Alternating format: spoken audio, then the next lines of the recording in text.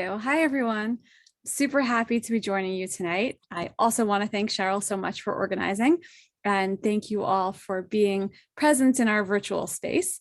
I'm joining you tonight from Chicago, Illinois, as you heard, but I'm originally from Teaneck, New Jersey, so I feel close at heart to West Orange, and definitely was like a familiar place to me. Like I have, images to put with the place and now faces, and so I'm really happy to see you all and excited to be able to talk to you about what is really the intersection of, maybe it's not my two favorite subjects because I have a lot of favorites, but two of my favorite topics to speak and learn about.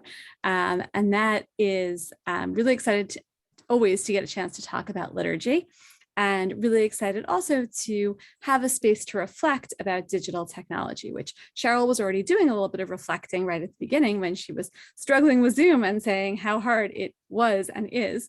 And I told her it must have been a very rough few years, and she confirmed that. So Zoom can be rough, digital technology can be rough. I'm excited to process it all with you tonight. So we'll jump in. I'm going to share a sheet with you just so you can have it. Actually, first I'll tell you how I came to teach this shiur, and then I will share the sheet with you so you're not too distracted, which is a pitfall of digital technologies. I work a lot in technology. Maybe you heard that a little bit in my bio. And so I am not an engineer, but some of my best friends are engineers, or at least some of my best colleagues are engineers. And so I spend a lot of time in tech spaces thinking about things that I never thought when I was in yeshiva studying Talmud that I would ever care to think about. Really, I thought I would spend my life just thinking about Talmud. I didn't think that my lens would expand to include all these technological developments. But I had kind of an aha moment where I decided that I wanted to teach this class. And I'm going to tell you about it so that you know kind of like the frame of mind in which I approach this. This is a story that happened in New Jersey about 15 years ago. And that time frame is kind of important. Very close family friends, a couple, she was sitting Shiva for her father. And she and her husband are leaders in their conservative congregation. He is a past president, I think 3 times over. She is very active in the sisterhood, and they're kind of like pillars of the community in their conservative congregation. She teaches at an Orthodox day school in the New Jersey area. And when she lost her father, a number of her colleagues came to pay shiva calls. She was really very gratified that the entire administration, so all the rabbanim in the administration, came to pay a shiva call. And her husband was very gratified as well. And it was her husband who told me this story when I came to pay a shiva call the following day, that all these rabbis, the entire administration showed up to pay a shiva call right before Mincha Marav started, as one does. And they were so happy to see that these rabbis had come to pay their respects. And then when davening started, when Mincha started, the rabbis all pulled out their phones. And my friend, the husband of the Avel, was furious. He told me, he was thinking to himself, why come before davening if you're not going to participate in the davening? Like, okay, you're Orthodox, we're conservative, so just come after shul. Don't come for the service, but don't pull out your phone during davening. And then he told me that a few minutes later, he realized that they had come to join the davening. They just all had Siddur apps on their phone, which my friend had not seen before, and about 15 years ago. And so they pulled out their phones. They were davening along with everybody else. He was happy to hear that this was the case. And I just thought that this was a great story because it really speaks to everything that interests me, definitely about liturgy, but also really about digital technology, because I'm a firm believer that you should always use the best technology for the moment. And I might be using technology in a way that's not normal for some of you or not comfortable for some of you. When I talk about technology, another way to talk about it is material culture. So anything that human beings create to help mediate the world, that's technology. So a book or a siddur is also a technology, and it's a great one for Tefillah. But phones can work also, especially if you're on the go. So they took out the best technology for their purposes, and it wasn't a distraction for them because they were using what they thought was the best tech for the moment. It was a distraction for my family friend who told me the story because not of the technology itself, but because of his assumptions or fears about the technology or about them. And that's what made it distracting, but not the technology itself.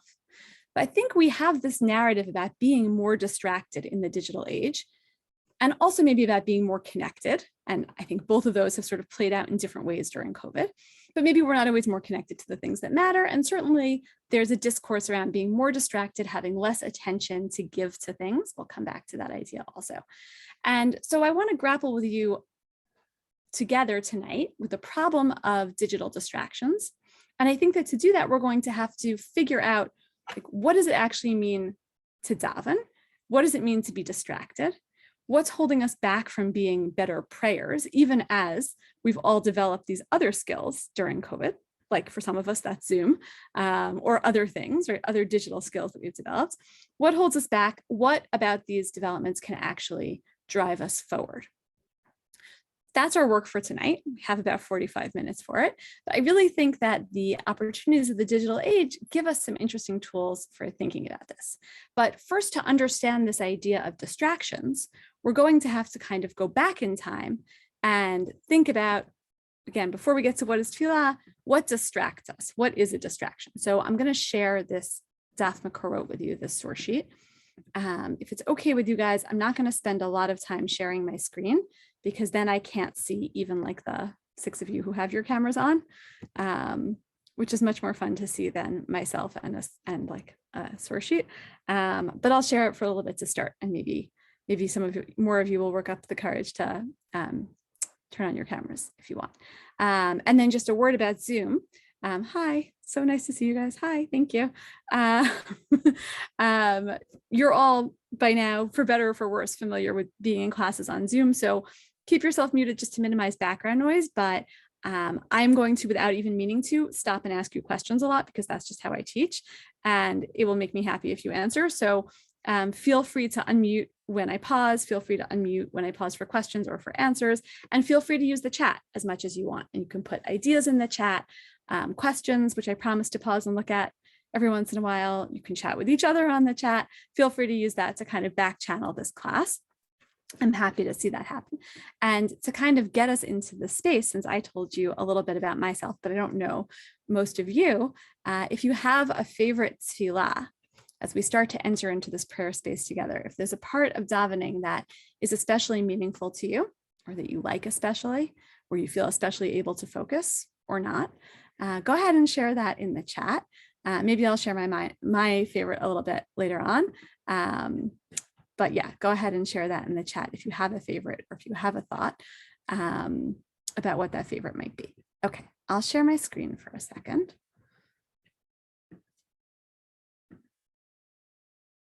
Okay, you guys can see that, great. So the challenges of tefillah, I'm really interested in this question because in the space that I occupy, again, thinking a lot about digital technology, and because I'm so involved with this online library of Jewish texts, I do hear a lot of this discourse, and I'm sure that you have all been exposed to it also, about how much better people used to be able to focus, about what's called the attention economy. Have you guys heard that term? It basically means that there are now so many more forces vying for our attention, because there's social media and there's advertising in all kinds of places, and companies pay for this, and there's just more out there to grab our attention. So there's a lot of discourse about how our attention is worse than it used to be. That could be true, but I want to at least talk a little bit about how bad it was before digital technology existed, so we can kind of catch up to ourselves historically. So this is a piece from the Gemara in Brachot. It's a piece from the Talmud Yerushalmi. It's just especially evocative. The tractate of Brachot in general talks about tefillah, both the Bavli, the Babylonian Talmud, and the Yerushalmi. So that's all you need to know about the theme here. We're talking about tefillah. And I'm starting with the first source. Amar Rabbi Yochanan, kara umatza atzmo b'lema'an chazaka kiven.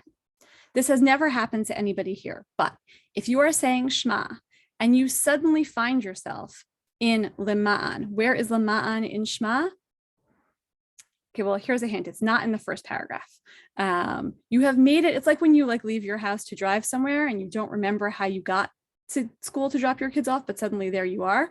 That's sometimes just a function of not having had enough caffeine in the morning, but this is really like you started davening and you were just on autopilot, and somehow you wound up in the middle of the Shema.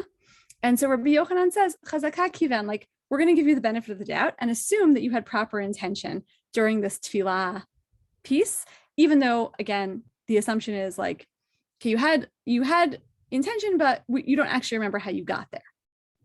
And this theme of maybe not having the proper intent continues as more rabbis kind of come forward and I'd say kind of like fess up. So Rabbi Yirmiyah, Rabbi Shem, Rabbi Elazar, I'm skipping a little bit. I'm not going to skip them. I'm going to go back.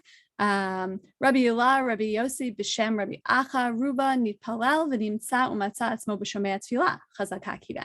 If you're reciting the Shemona Esrei, if you're reciting the Amidah, and you find yourself at the blessing of Shomei Tefillah, again, where is the blessing of Shomei Tefillah?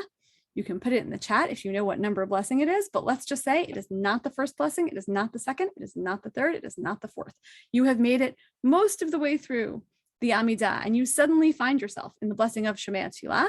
So, okay, you can assume that you had kavanah, that you had proper intent throughout. And in fact, if you get through all of Tefillah and you realize that you never had kavanah, the Gemara says you should only go back and pray again if you're really sure that you could have kavanah this time. But if you're not sure, don't bother repeating. And then we get like true confessions of the rabbis. Amar Rabbi Chia Ruva, Ana min yome lo kivant el echad zman. Rabbi Chia Ruva, Rabbi Chia the Great, so he has the great in his name, so we can assume that that's a true story, says that I never had kavanah in my whole life when I was davening, except for one time when I really tried. And in order to have proper intention, I imagined that before me was the king or a high official or the exilarch. It's an interesting strategy. I wonder if you guys approve of this strategy. In order to feel closer to God in that moment, in order to have better intent for prayer, Rabbi Chia the Great imagined not that he was connecting to God, not that he was connecting to some divine being, but that he was connecting to a very important person. It's worth thinking through this image for a second, because now any one of you, any one of us, could connect with somebody important or not important without being in the same place as them, without being able to see them. But Rabbi Chia didn't live in a time when that was true. So the ability to summon up the image of another person in front of you, even though you're not seeing that person, was like just a step less hard, I'm imagining, than summoning up the image of God, who you never get to see. But in any case, that was his strategy. Imagine I'm talking to somebody very, very important who's not here, and I know that they're not here because I can't see them, and I can never talk to anybody who's not here because phones haven't been invented yet, to say nothing of the other technologies. That's going to be my strategy for trying to have kavanah and connect with God. And then the rest of the rabbis are like a step down from that. This could be a conversation with, like, I don't know, yeshiva high school students saying what they do during davening. Maybe that's a cynical view. Shmuel says, Ana mani tefruche, I counted chicks. Rabbi Bun Baruchia Amar Ana mani timusia, I counted bricks, right? It's like counting the tiles in the ceiling or the floor when you're just bored and you're not sure what else to do with your time. That's what they did during davening. And Rabbi Matnia says, Ana mechazek tivo l'roshi, zechad havamati modim hukara d'megarme. I am thankful to my head that when we get to modim anachnu lach, part of the tefillah where we bow, it's like I'm thankful to my head that it remembers to bow. Again, it's like autopilot. It's like driving somewhere without really remembering that how you've gotten there. These people are making the turns and pulling off all the moves, but without actually having any kavanah. So here's my question. What's distracting these rabbis? And you can answer in the chat or you can unmute and answer. What's distracting them?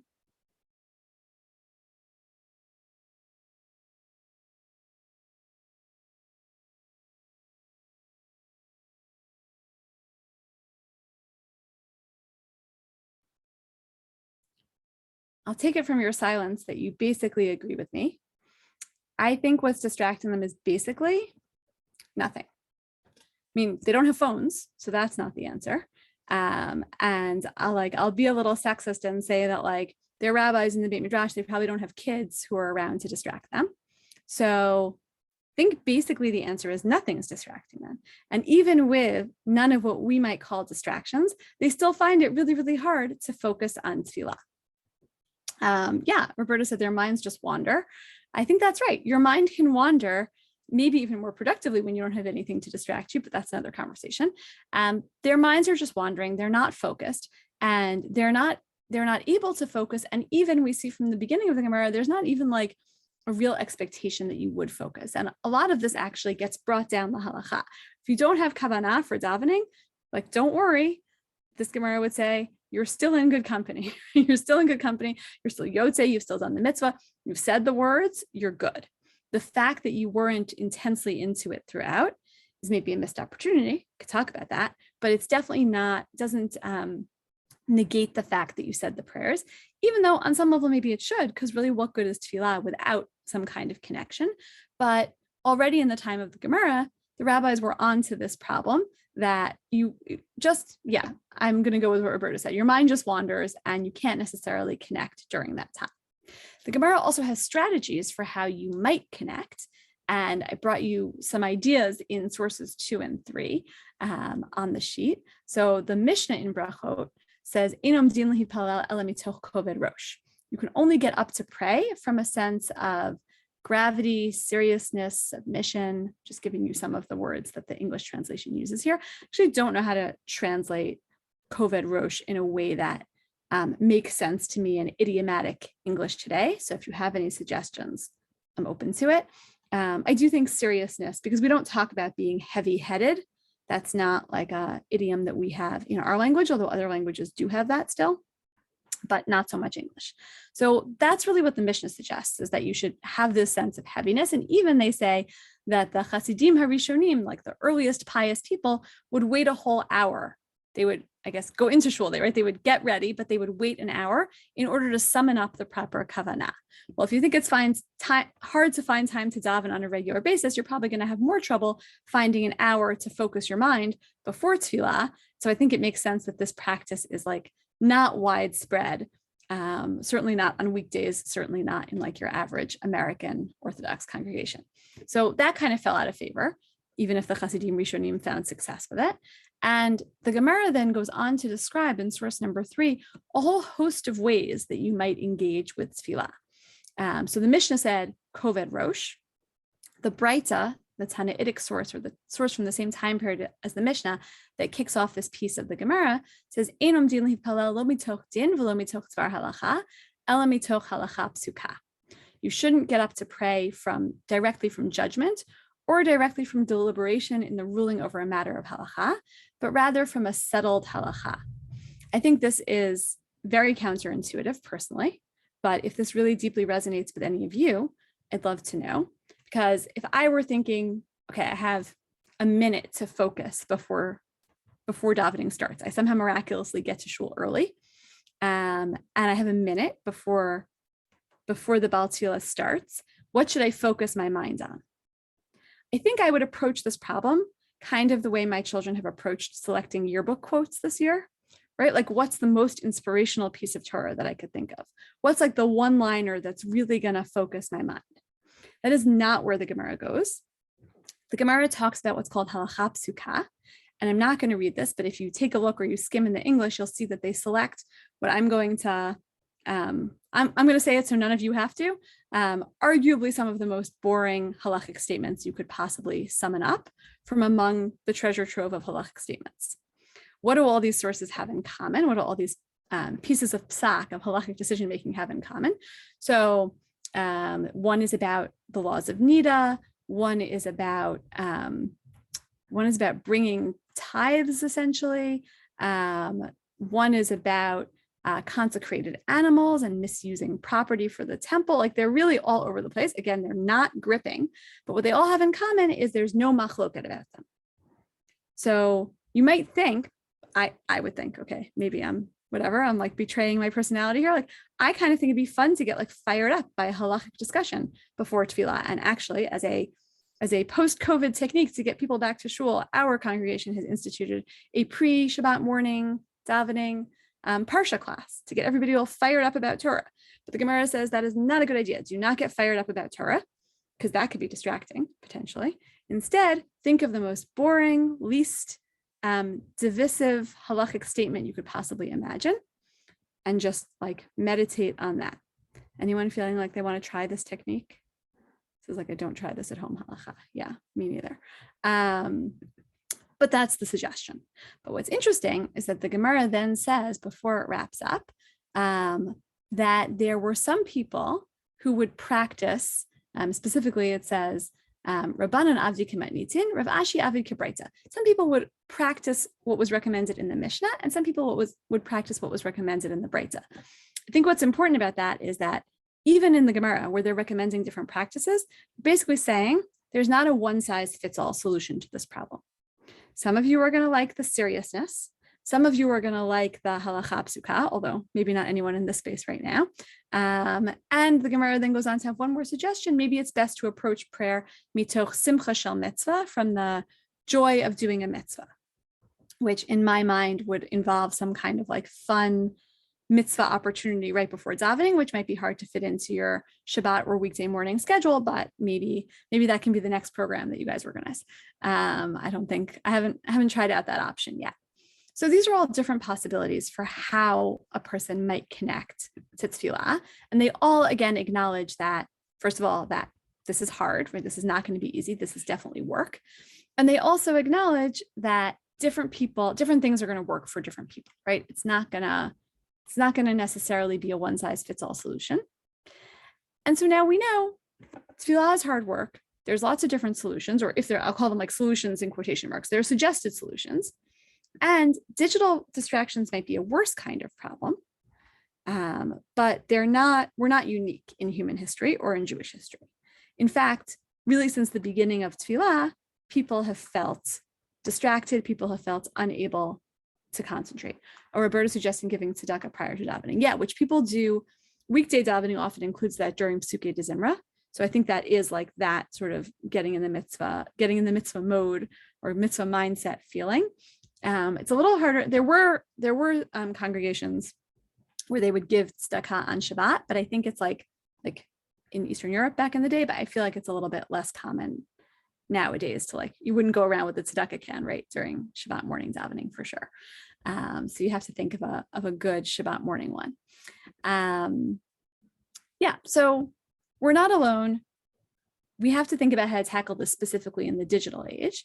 And again, because we might be more distracted, and you're not all on screen, so I won't ask for a show of hands, but if I were to ask for a show of hands for how many people think that there are more distractions in the world today, or you have less of an attention span, or people in general have less of an attention span, guessing, I'm definitely already seeing some nods, right? And I think it's really interesting because sometimes the way the conversation goes is like, okay, so we all have digital devices, but on Shabbat, we put away those digital devices. But there's still this conversation about how, well, maybe just the fact that we have digital devices the rest of the time. I don't know, when I was little, they used to say this about Sesame Street. Anyone remember this? That Sesame Street was destroying our attention spans? No, I'm just really old. Anyone else remember that? Anyway, because they had like little segments, like short little segments of like whatever action. And so I remember reading articles about how Sesame Street was destroying everyone's attention span. Now we don't talk about Sesame Street anymore. It doesn't seem to be a concern. Now we talk about digital devices destroying people's attention span. But the idea is that even when you're not near your phone, you're not with your phone, maybe even a 3-day chag, that your attention span is somehow limited, right? You're more distracted even than people were back in the time of the Yerushalmi. And it seems like they were pretty distracted then. So the question then that I want to turn to is, what are we really doing when we pray? What are we doing when we daven such that we can be distracted? There's obviously a lot of different answers to this question. Also, we could do a whole romp through different Jewish philosophers. That's a different class to talk about what they thought they were doing during Tefillah. I want to look specifically through the lens of Rav Kook. Rav Kook, who was the first Ashkenazi chief rabbi of what was not yet the state of Israel. Rav Kook, who's often known for his contributions to religious Zionism, or really kind of kicking off all of religious Zionism. Maybe that's what he's most famous for, but it's not what I most learn Rav Kook to look at. I think he has a very modern take on some of these questions of prayer and spirituality in particular. I think he was someone who was really thinking about this, even though it was a pre-cell phone age, but the 1930s, 1940s, even 1920s were a time when, in terms of thinking about technology, where that was a thing that people were thinking about. Developments in changes in technology, the first half of the 20th century, this was a big topic. And so I think Rav Kook is thinking a little about this, and certainly thinking about modern psychology a little bit, or the beginnings of modern psychology, when he talks about what we're doing when we pray. And if I could only recommend one prayer book to you, it would be this one. Although I'm not sure if it exists in English. I think parts of it do. It's called Olat Raya, and it's Rav Kook's essays and commentary on prayer. This is from one of the essays. Rav Kook's really hard to read in any language. So I'll go back and forth between the Hebrew and the English. So that's just a warning. Here's what Rav Kook says Tefillah is. Prayer asks that your neshama, your soul, fulfill its role. If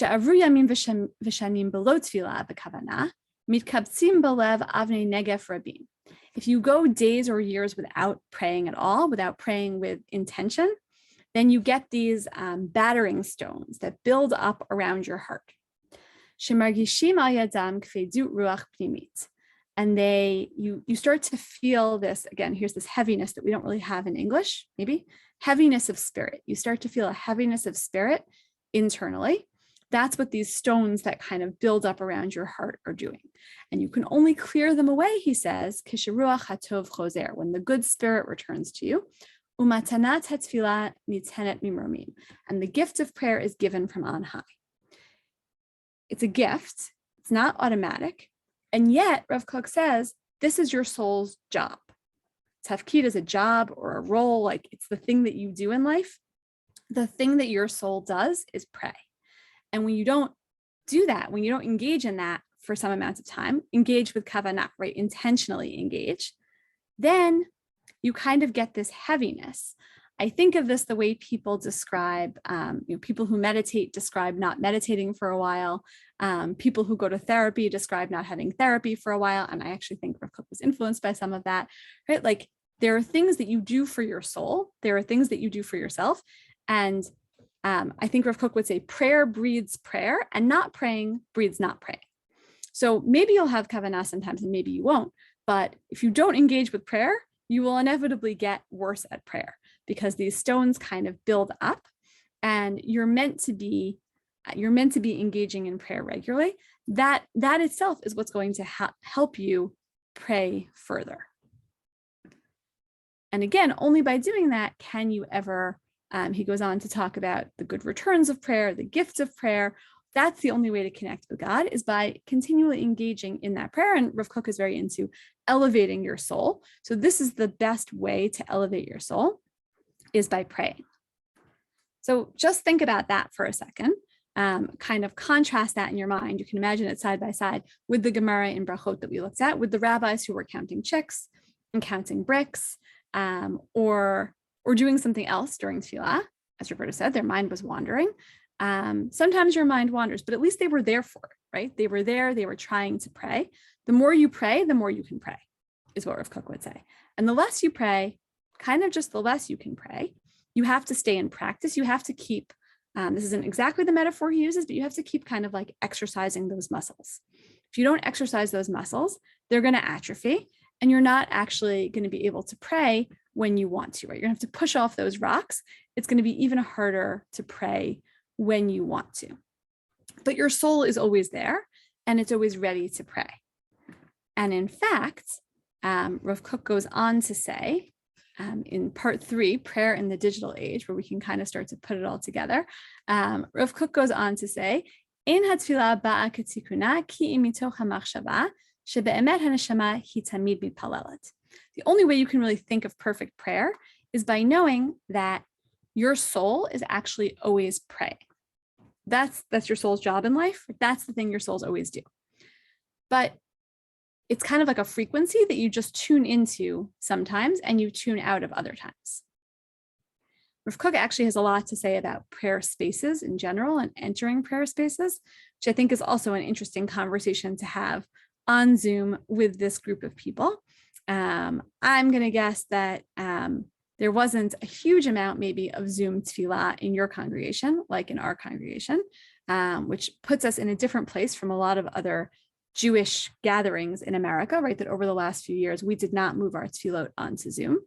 But we did have, what did we have? We did have pre-Shabbat Zoom Kabbalat Shabbat sometimes.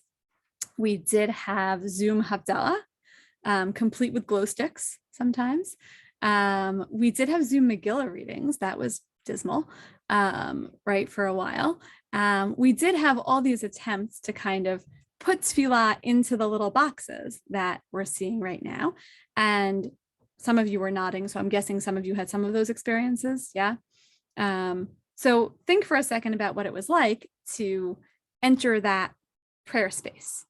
It was not a very entrance-filled feeling, I'm gonna say. It didn't feel like walking into shul. It didn't feel like finding your seat and sitting down next to the person that you know, and all of those things. It was meant to be that same feeling, but you weren't quite, I would say, like tuning into the same frequency. At least I wasn't, right? To speak for myself, I wasn't tuning into that same frequency. But Rav Kook would say, however you find a way to connect, and we'll go back to, again, the Gemara in Brachot. The Gemara in Brachot would say, well, there's lots of different ways to feel ready to connect. Okay, they weren't thinking about Zoom, and they weren't thinking about apps for tefillah, but lots of different ways that you could mentally prepare yourself to be able to connect. But the thing that you need to connect to, first and foremost, is your own soul. And then you're going to move on from that. And that's how you're going to communicate with God. I'm pausing just to see if anyone has questions or comments, because I feel like I just talked a lot.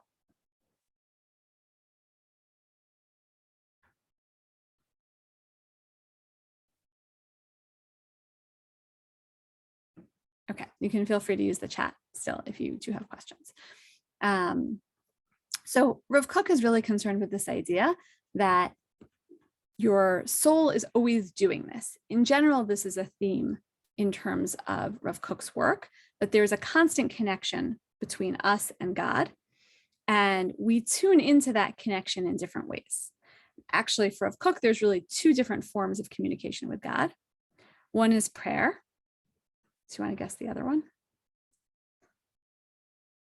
The other one is Torah study, which is a topic for a different time, but Rav Kook actually probably thinks that Torah study is a better way to connect with God, which is interesting because I think that actually Torah study can be another form of distraction, right? The Mishnah, the Gemara certainly presents it that way. If you get too caught up in your Torah study, you won't necessarily turn your attention fully to davening. Anyone a secret shul reader here? Anyone have a book that you bring to shul with you? No, also just me. I'm the only one who will fess up, right? So there's definitely a phenomenon of bringing books to shul, Torah books, all Torah books, right? But being able to learn Torah during shul. And so that would be another kind of communication. But the kind of communication that's tefillah is it's ongoing. You can tap into it at any time. And I'll share my screen again so I can show you where I am in this very dense text. It is a lot. So Rav Kook goes on to say, Halohi afa umitra peket al doda below shum hefsek klal. The he here, the she, is your soul.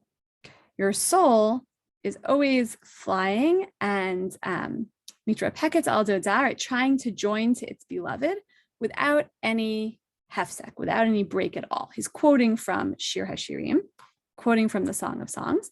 Your soul is always flying towards your beloved. That's always going on. Your soul always wants to be connected to God. Ela shebishat hatfilah hamaasit, harei hatfilah hanishmatit hadirit himitgala b'foal. But when you actually tune into that frequency during the time of tefillah, that's when you can actually kind of be part of this constant tefillah, right? Tadirit, it's always going on. And that's when the tefillah is actually revealed. And he says that's what's really beautiful about prayer, and that's your soul is kind of opening up to God. And again, your soul is always in communication with God. It's just that in those moments is when you tune into this idea. And that's when you're really paying attention to it. Roberto says, books may be good to avoid talking. Yeah, so I didn't talk about talking as one of the distractions. It's interesting it didn't come up in the Gemara. But I think that's true, right? And maybe you could say that like step one, avoid distractions and avoid distracting others, right? And step two is focus. I think that's like very practical advice, but it's really interesting that Rav Kook doesn't exactly feel the need for that, because again, really what you're doing is not so much shutting out as tuning in. Your soul is doing this, your soul is in communication with God, and you just need to kind of pay attention to the fact that it's happening. And that's what's going to connect you. And that's what's going to make it happen. And he has, as hopefully you've seen by now, right, this very flowery language. Zehu iduna v'inuga hadara v'tifratara. This is the beauty of prayer. Shehi mitzameh l'shoshana hapotachet et aleha hanaim. It's like your soul, or the prayer that impacts your soul. It's like a flower that's opening its petals towards the sun. That's or likrat hatal, or to the dew. That's what's happening when you allow your soul to be engaged in prayer this way. I won't take a poll to see if that's what you feel during tefillah, but that's what Rav Kook says, like aspirationally, you should feel, or you would feel, or you could feel if you tuned in to what your soul is really doing during prayer. What I'm very interested in here, that I think kind of connects to this idea of specifically being in the digital age, is what he mentions about this quote from Shir HaShirim, that your soul is always connecting without a hefsek, without a, like you probably all have an English word for hefsek, without a break, without a stop. So again, not so much tuning out as tuning in. And not even really so much the Chasidim Harishonim model, where you have to take an hour to prepare for prayer. And presumably there's some focusing that has to go on. But again, since your soul is always doing this, you can just choose to tap in and tune in. And this idea of not having a break between things, of integrating between your life, like the things going on around you, the things that are, let's call them distractions, talking to your friends, learning Torah, doing mitzvot, those things can be distractions from prayer also, right? And those are like the nice kinds of distractions. Your phone ringing, using a phone for tefillah and then having an email alert pop up. Having a phone ring, like even just like a regular landline kind of phone, right? Having that ring during davening. Having kids bug you while you're in shul on Shabbat. The person next to you talking to you. All of these kinds of distractions, we're going to call all of that the rest of life. And what Rav Kook says is that there's really nothing that divides between you and prayer, again, in an ideal world. And the translation that I put on this sheet is not mine, it's from Sefaria. And it has some notes from the translator, Rabbi Daniel Cohn. And you can see in the italics the translator's notes. So I was interested in one of these notes about, or in really all of these notes, but about the idea of sort of staying connected all the time. And there's an essay by, or there's an essay about Rav Tzvi Yehuda Kook's take on this. So Rav Kook's son, who further interpreted this text, commenting not on this, but on I think a famous text in Pirkei Avot, which uses similar language. I'll tell this outside, but it's on the sheet. Maybe you've heard this story before. Stop me if you have. Pirkei Avot tells the story of a person who's walking somewhere, walking on the road, studying Torah, maybe with another person, and stops and says, "Mana ilan zeh," right? How beautiful is this tree, or how nice is this flower? Stops to admire nature, and sort of a little bit inexplicably, a little bit mysteriously, the Mishnah in Pirkei Avot says that person is mitchayev b'nafsho. They're mortally guilty because they stopped to admire nature when they were actually learning Torah. And commentaries throughout the ages really struggle with this. Like, that seems a little extreme. Like, what's so bad about stopping to admire a pretty flower? And there's a lot of different interpretations. This one is specifically from the school of Rav Kook, that the problem isn't that you admired nature. The problem is that you stopped learning Torah to admire nature. That really nature, the world around us, is part of Torah, because the Torah, in Rav Kook's view, encompasses everything. Our whole world is sort of built out of the stuff of Torah. And so you should be able to admire nature, admire the field, admire the tree, whatever it is, while you're still learning Torah. You should be able to integrate those things. You should be able to incorporate those things. That's the goal. So whatever's around you, whatever's happening, is meant to be kind of integrated into your spiritual life, because for Rav Kook, those two things are not meant to be separated. And I think that that comment there provides a model for this idea here of not having a hefsek between your soul and God, or between your soul and prayer. there's just always tefillah kind of going on in your soul. And what you have to do is tune in. And maybe the problem is not so much that we're distracted. It's that we have kind of decided to focus on those things as distractions. Even in the, a few chat messages, right? There's like mitzvot that we do. There are people around us. There are things that we think about. Our minds can wander. And Rav Kook would say, like, potentially all of this is part of your spirituality. I mean, you have to work on it, right? You have to work so that you keep praying. Only that is what's going to remove these stones from your heart. But if you're in it, you're in it and you can get there. And the idea is not so much to say, okay, like, this is my tefillah life, this is everything else. But I think Rav Kook is really looking towards a philosophy of integration that, like all these things are going to exist around you, but you don't go anywhere without your soul, right? You always have. We talk sometimes about the world being at our fingertips in a world of cell phones and things like that, right? Literally, the world is at your fingertips, but the world for Rav Kook is that world of tefillah. You can tap in anytime, you can tune in anytime. And we don't have to imagine the possibility of being able to communicate with someone who's not with us because we know it as a reality. And so the idea that you can like reach out with your phone or reach out with a digital device, right? Reach out, forget about digital, right? Even a phone was unheard of in the time of the Gemara. The idea that you can impact people with your words from all different places in the universe, it's like not a crazy idea for us. Instead of treating that as a distraction, we have to treat that as a tool, as something that powers our experience of tefillah, because we know that we actually have tremendous powers of connectivity. We know that we're not bound by time and space, right? It was like sort of inconceivable for the rabbis of the Gemara, like, I'm talking to God, but God's not exactly here. Like, where is God, right? Like, not so inconceivable for us. We can really tap into these ideas that are part of our everyday life and use them towards our tefillah life. The last piece that I want to leave you with as a way of kind of thinking this through a little bit more is not a Jewish source and is a very modern source. And I'm completely hooked on reading this kind of literature. I think that there's a really robust discourse around technology, ethics of technology, developments in technology. It's mostly happening actually outside the Jewish community. I'm open to your suggestions of things that I should read or things that I should learn that reflect on this from within Jewish sources. And that's what I try to do in a lot of my learning and teaching about the Gemara, is to try to reflect on this from inside of Jewish sources. But there's actually a lot of discourse going on around this in either secular circles or Christian circles. So this is a Christian source, but not like overtly so. And it's from an email newsletter called The Convivial Society by a scholar named Michael Sakasis. This one is called Attending to Society.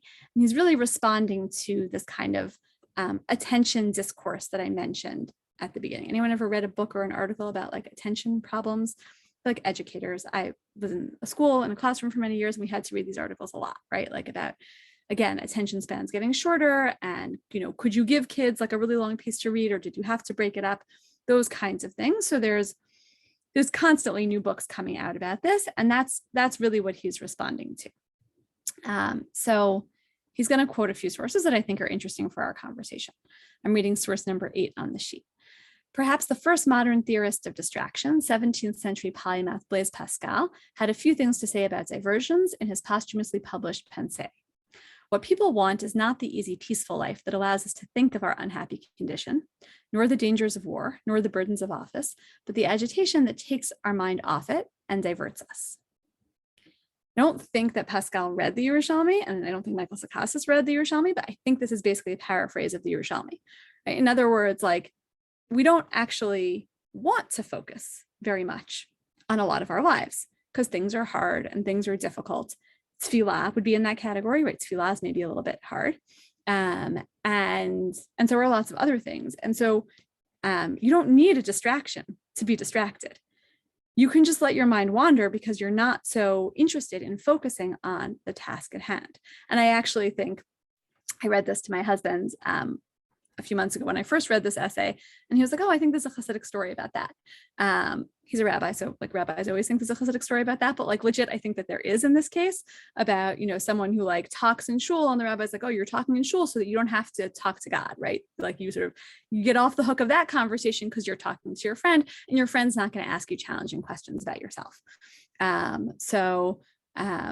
Right, Roberta, you said books might be good to avoid talking. Yeah, right. You're avoiding talking, and maybe you're also avoiding the kind of deep communication that Rav Kook would say happens through your soul, and that you really need in order to do that kind of soul work. So we're happy to have something to take our mind off of whatever it is that we don't want to focus on, and we don't really need distractions. And that's what Michael Sakasis goes on to say. Pascal reminds us of something we ought not to forget, which is that there may be technology independent reasons for why we crave distractions. He quotes another thinker, Simone Weil, also, or she's a philosopher, I think in the early 20th century. And she says there's something in our soul that loathes true attention much more violently than flesh loathes fatigue. That something is much closer to evil than flesh is. That is why every time we truly give our attention, we destroy some evil in ourselves. I think that would really resonate with Rav Kook, that when we really can give our attention, when we can tune in that inner kind of way, we destroy some evil. We push away those stones that Rav Kook is talking about. We can kind of clear space in our soul, but it's hard work and we don't want to do it. So you might say, like, it's my phone, it's my kids, it's it's the alerts on all the devices in the house that beep, it's the doorbell, it's the motion detector outside, just thinking of things that have gone off in backgrounds while I have been on Zoom over the last 2.5 years. All those noises of life, we can kind of ascribe our distraction to those things. But the truth is, we're so relieved when those things happen. We're so relieved when those things distract us from the thing that we don't want to focus on. We're like, oh yeah, like it's really hard to focus nowadays, right? But it was always hard to focus. It was always work to focus. And again, I think we have different tools nowadays. And Michael Sakasis kind of sums this up at the end by saying, there's a critical question that tends to get lost in the current wave of attention discourse. What is attention for? Attention is taken up as a capacity that is being diminished by our technological environment, with the emphasis falling on digitally induced states of distraction. But what are we distracted from? If our attention were more robust or better ordered, to what would we give it? I kind of want to ask myself that question, since I grew up without a cell phone. Like, what was I doing? Literally, like, how did I fill my time when I didn't have Facebook to scroll through? I cannot remember. Maybe some of you have better memories. But it's definitely true, right? Distractions have changed, but the fact that we are distracted has not changed. And so I don't think that it's, because things were always bad, doesn't mean that they're not getting worse, and doesn't mean that they aren't bad now. And it's definitely true that the hardest crisis to live through is always the one that you are actually living through, not the one that happened 50 years ago or 100 years ago. But I think it's also true that, again, this has always been a problem. We have this fundamental human problem of wanting to be distracted from things that feel hard or difficult or less than exciting. And also, I think it's true that we have these kind of inner tools in our soul. Rav Kook would say, because our soul is always praying, all we have to do is kind of tune in. It's work that we need to do to really be spiritually healthy. So whether it's 5 minutes a day, it's 10 minutes a day, it's full all out shachrit, mincha marav every day, it's going to shul on Shabbat, or being shul adjacent on Shabbat. I don't know what everyone's different COVID setups are these days. We've pretty much gone back in person entirely, although there are still people who don't come or kind of hang out outside the shul. But whatever it is that you do to tune in to that mindset, to tune into that activity, that's something that you're doing for your soul to better enable prayer to happen.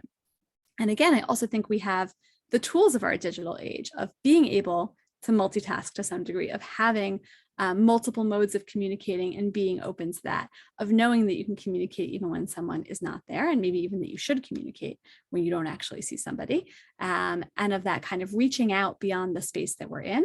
I think that those are actually capacities that we bring with us in the digital age to be able to enhance our tefillah life.